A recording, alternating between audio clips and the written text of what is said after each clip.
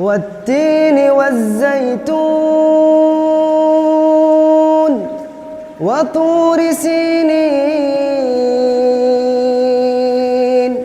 وهذا البلد الأمين لقد خلقنا الإنسان في أحسن تقويم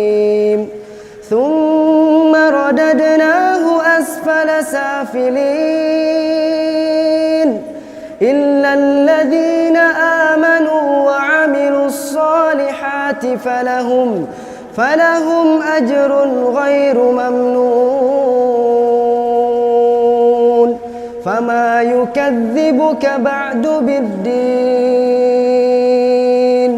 أليس الله بأحكم الحاكمين